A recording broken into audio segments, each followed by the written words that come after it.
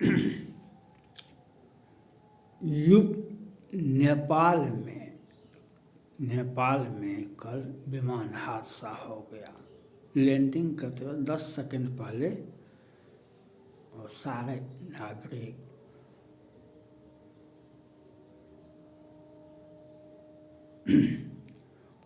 नागरिक मारे गए। उसमें जितने भी यात्री थे उसमें अधिकांश नेपाल के थे, भारत के भी, उत्तर प्रदेश के गाजीपुर के 5 नागरिक थे वह भी, और विश्व के अनेक देशों के उसमें नागरिक थे। सभी यात्री मारे गए। यह 2 दिन पहले घटना हुआ था अमेरिका में। साइबर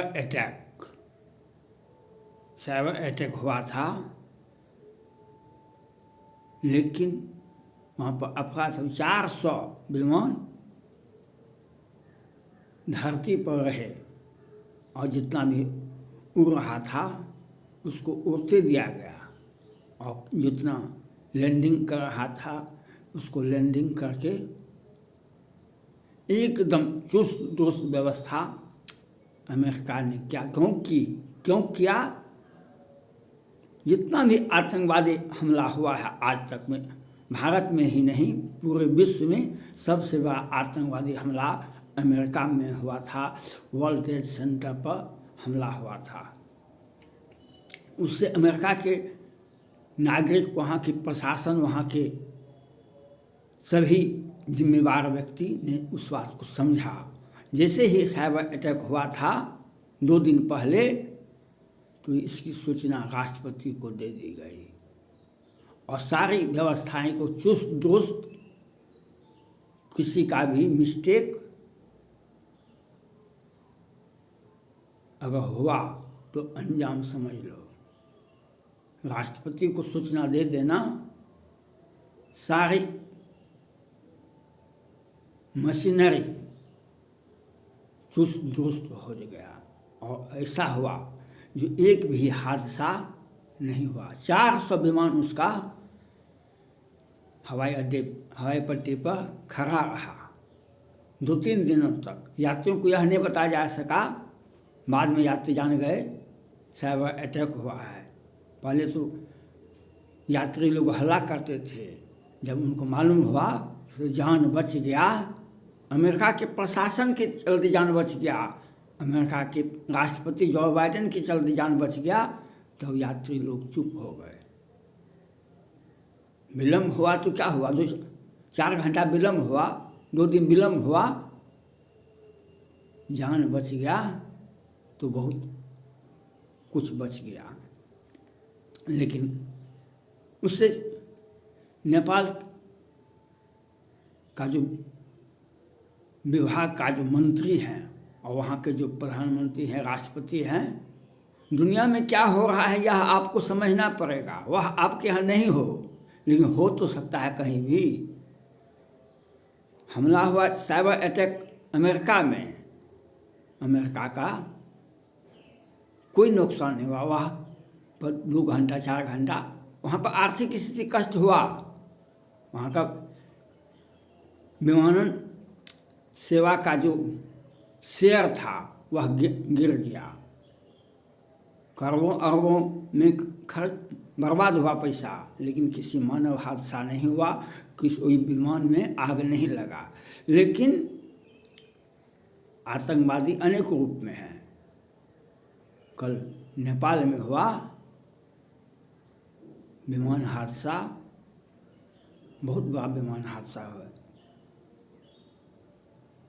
भारत में भी इसके पहले बिपिन रावत जी का विमान पर अटैक हुआ था, मिसाइल अटैक हुआ था। तो आपको यह देखना होगा कि आप कितना भी चुस्त दुरुस्त रहें, लेकिन अगर आपके सत्ता में बैठे व्यक्ति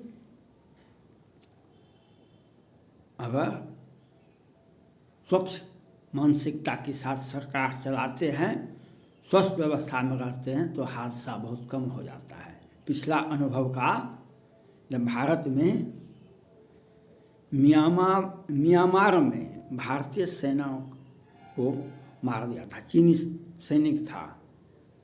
उसके बदले में 20 जवान हमारे मारे गए थे 2 साल पहले, 3 साल पहले। तो इसके बदले में भारतीय सेना ने म्यांमार में घुस करके 35 चीनी नागरिक सैनिक थे और जो भी उग्रवादी थे उसको मार दिया। उसके बाद पुलवामा अटैक हुआ, हमारे 40 जवान अर्धसैनिक जवान मारे गए थे। उस बार प्रधानमंत्री जी ने कहा कि हम बहुत दिनों के बाद बदला नहीं लेंगे, बहुत दिनों तक हिसाब किताब चलता रहे, यह हमको अच्छा नहीं लगता है। और कुछ दिनों के बाद है, 1 महीना से 2 महीना नहीं हुआ, सर्जिकल स्ट्राइक कर दिया। 500-700 पाकिस्तानी आतंकवादी, पाकिस्तानी नागरिक मारे गए भारतीय हमला में। उसके बाद क्या हुआ, श्रीलंका में बम ब्लास्ट हुआ, उसी 1-2 महीने के अंदर 300-400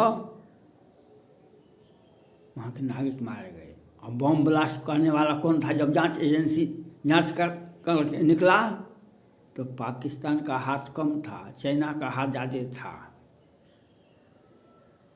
चाइना का हाथ ज़्यादा था। लेकिन सरकार तो बहुत बड़ी परिस्थितियों में होती है, सरकार बोल नहीं सकती, क्योंकि सरकार में बैठे व्यक्ति चाइना का बहुत दोस्त था, चाइना शासन का बहुत बड़ा दोस्त था। वहाँ के हर कंपनी में, वहाँ के हर विकास योजनाओं में चाइना का ही नागरिक और इंजीनियर काम करता था। वहाँ के 400 से अधिक लोग। पुलवामा अटैक हुआ, उसके बदले में भारत ने सर्जिकल स्ट्राइक किया और उस एयर स्ट्राइक किया, और उसके बाद श्रीलंका में हुआ था बम ब्लास्ट। अभी भारत में और चाइना में शीत युद्ध चल रहा है। पहले नेपाल में बोले थे शी जिनपिंग साहब, हम हड्डी हड्डी तोड़ देंगे। उसके बाद डोकलाम विवाद हुआ, उसके बाद डोकलाम विवाद के बाद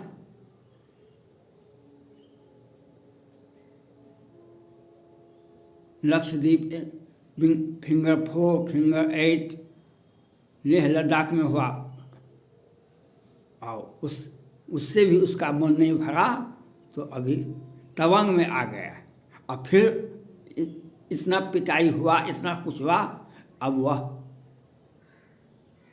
वह आतंकवाद ही पैदा करेगा। अब वह पाकिस्तान जैसे हमारी सेनाओं से नहीं लड़ सकता है, किसी भी परिस्थिति में नहीं लड़ सकता है। चाइना कभी भी भारत से सीधी युद्ध नहीं कर सकता है, क्योंकि उसे 3 युद्ध लड़ लिया है। 72-73 दिनों तक डोकलाम विवाद हुआ था।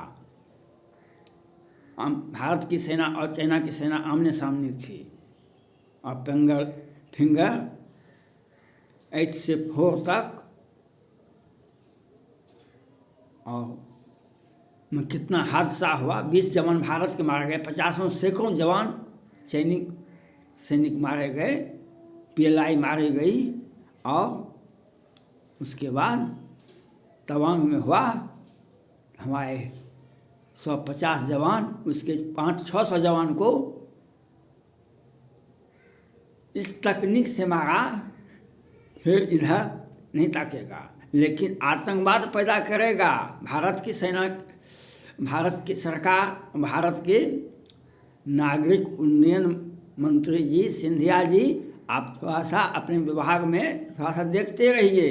बिपिन रावत जी का विमान क्रैश हुआ था, कैसे हुआ था यह आप सरकार में बैठे हुए आप जानते हैं। नेपाल में कल विमान गिर गया, आग लग गया, सभी लोग मर गए, सभी यात्री मर गए। ये हादसा विश्व में होता रहेगा, भारत में भी होता है, होता रहेगा, लेकिन जब आप मुस्तैद रहिएगा, माननीय प्रधानमंत्री जी मुस्तैद रहेंगे और सभी विभाग के सभी मंत्री जी मुस्तैद रहेंगे तो हादसा कम होगी। अमेरिका में नहीं हुआ, साइबर अटैक हुआ लेकिन कोई हादसा नहीं हुआ, क्योंकि जो बाइडेन साहब ने कह दिए हैं हम चीन को अब पूरे आतंकवादियों को अगर थोड़ा सा भी बदमाशी किया तो उससे हम, ट्रम्प साहब तो बम गिराने का आदेश दे दिए थे, बाइडेन साहब उससे भी अधिक हैं। इसलिए अपने अपने देश के नागरिकों और वहाँ पर देश के, चाहे भारत हो, चाहे नेपाल हो, चाहे पाकिस्तान हो, चाहे अमेरिका हो, आतंकवादी हमला, एयर अटैक, साइबर अटैक का क्या मतलब है? आपके विमान में खराबी हो, उड़ रहा है विमान, उस पर साइबर अटैक हुआ, वह विमान हादसा हो जाएगा, उसमें आग लग जाएगी। कल हुआ न नेपाल में, अमेरिका में बच गया क्योंकि वहाँ का प्रशासन चुस्त दुरुस्त है। वैसे ही व्यक्ति को नेपाल के प्रधानमंत्री, राष्ट्रपति और सभी वैसे व्यक्ति को बुलाइए घर में जो आपको घर में शांति सुव्यवस्था हो। चीन के द्वार खोल दीजिए, भारत का द्वार बंद कर दीजिए। भारत को कष्ट होगा, थोड़ा सा कष्ट होगा, लेकिन अधिक कष्ट आपको ही होगा। आपको आज कष्ट हुआ, इसके लिए कौन जिम्मेवार है? आप जांच करवाइए। आप भारत का था हाथ की, किसका हाथ था या आप पता लगाइए। लेकिन जब आप शासन सत्ता में हैं और जिस सरकार का, जिस देश का सरकार की मंशा है आतंकवाद पैदा करना, कोरोना का इजाद करना, लोग मानवता को मारना, और श्रीलंका में बम ब्लास्ट होता है। पुलवामा के बाद सर्जिकल स्ट्राइक किया था इंडिया ने, एयर स्ट्राइक ने किया था, उसके बाद श्रीलंका में हुआ था बम ब्लास्ट। इतिहास को ठीक से पढ़िए। साइबर अटैक हुआ अमेरिका में और विमान हादसा हुआ नेपाल में। इसलिए भारत के भी सत्ता में बैठे व्यक्ति, माननीय प्रधानमंत्री और मंत्री जी से अपील है, चीन का पराभव हुआ है तो जब किसी भी देश का सेना शासन में वह अगर युद्ध कोई हार जाता है तो वह साजिश रचने लगता है, जो आतंकवाद उसी का नाम है। क्योंकि हम सीधा सीधे युद्ध लड़ नहीं सकते हैं किसी से, तो वह व्यक्ति हम पर रात के अंधेरे में हम पर हमला करेगा। साइबर अटैक है, वह अनेक तरह का उपाय लगाएगा, क्योंकि आप तो युद्ध लड़ नहीं सकते हैं। क्यों नहीं? चीन को ताकत है, क्यों नहीं ताइवान एक छोटा सा देश है, उसको मिटा दे, उस पर कैप्चर कर ले, तो वह कर नहीं सकता है। लेकिन आतंकवाद पैदा होगा उसके क्षेत्र में जाकर के, और भारत में कहेगा हिमाचल प्रदेश हमारा है, उत्तराखंड हमारा है, अरुणाचल प्रदेश हमारा है, तवांग हमारा है, संपूर्ण भारत उसका है, लेकिन लेवे नहीं करता है।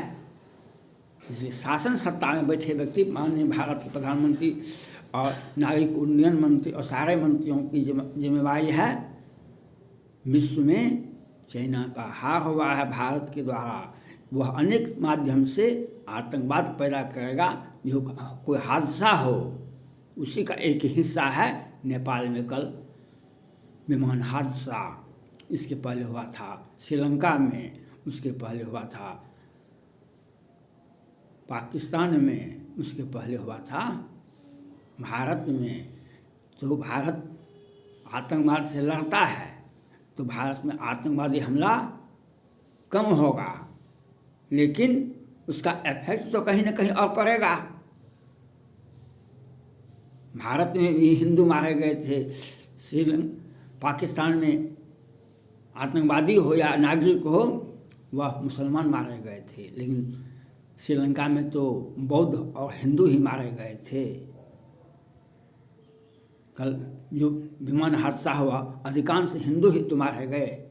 57 नागरिक थे कि कितना नागरिक था, नेपाल का ही, भारत का 5 था और बहुत सारे देशों का 2 4 5 था। लेकिन हम इस दुख की घड़ी में हम नेपाल के साथ हैं, लेकिन सत्ता में बैठे व्यक्ति से आग्रह है आप थोड़ा सा सजग रहें। धन्यवाद।